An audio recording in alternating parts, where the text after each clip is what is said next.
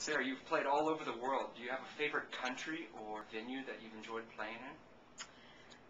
I grew up in the States, so obviously whenever I come back to the States, it does feel like home. Philadelphia, New York, Boston has a beautiful hall.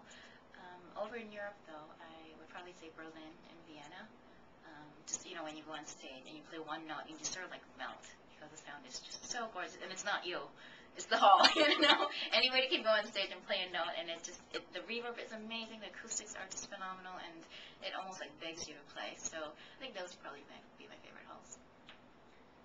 Do you have, what do you do to prepare for your performances? I think it depends also on what you're playing.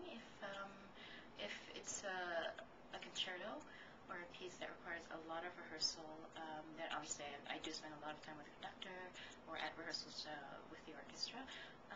But normally during the concert or right before the concert, rather, I'm normally taking a nap or stocking up on fruit or just relaxing because being on stage and playing a concert and having the dress rehearsal on the same day, it does take a lot out of you. Sarah, this weekend with the Des Moines Symphony, you're performing the Brahms Violin Concerto. What makes that concerto special to you? Brahms is one of the most beautiful concertos out there. I truly think so. It's one of my top three. I would definitely put the Brahms in my top three concertos of all time.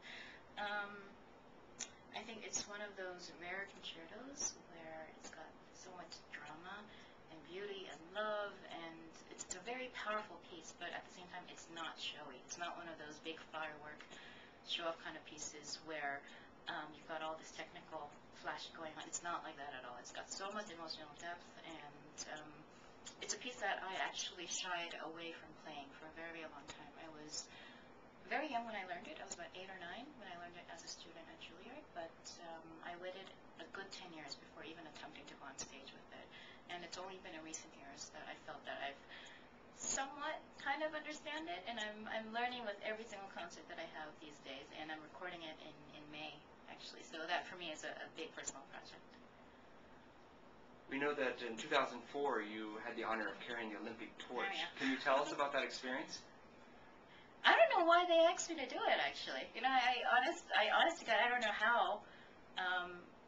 If they take a pool or if they vote for it, I don't know how that came onto my lap, but I was so thrilled, and it was such a huge honor.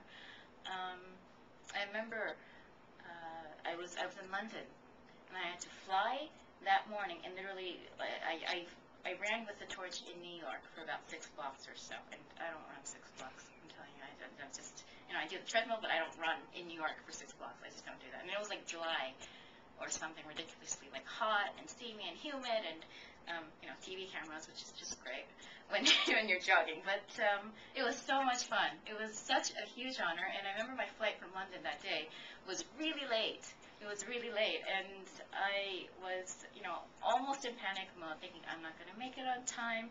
I had someone from management, pick up the whole uniform that they had asked all the torchbearers to wear that event, and they sort of just guessed my size because I wasn't there, and it was huge. It was a huge honor, and I think my little brother, who's about 7 years younger than me, he's never been impressed with anything that I do. He doesn't care.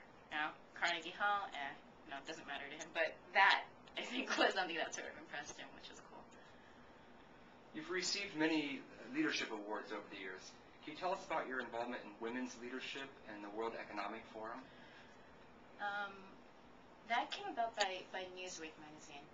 They had this big article, I think it was the top 20 women in leadership or something like that, and my management got a call, and I initially thought that was a mistake because, first of all, I was really young, and I wasn't even considering myself a woman at the time. I just thought of myself still sort of mentally in my teen years and not quite mature yet and still really irresponsible and still getting into trouble.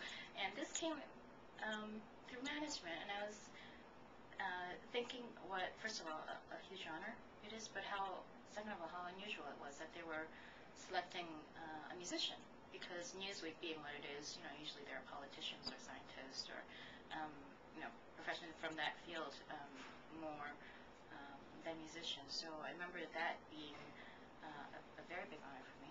And at the same time, I think it was just struck when that came about that, it's not just me on stage and playing a concert and leaving. It sort of does have a flowing impact. And for me, it's really important that that the next generation, and students in particular, are exposed to good music and good role models. And if I can do a tiny little part in that, then I think it is everybody's responsibility, whoever does have any sort of platform on a public stage.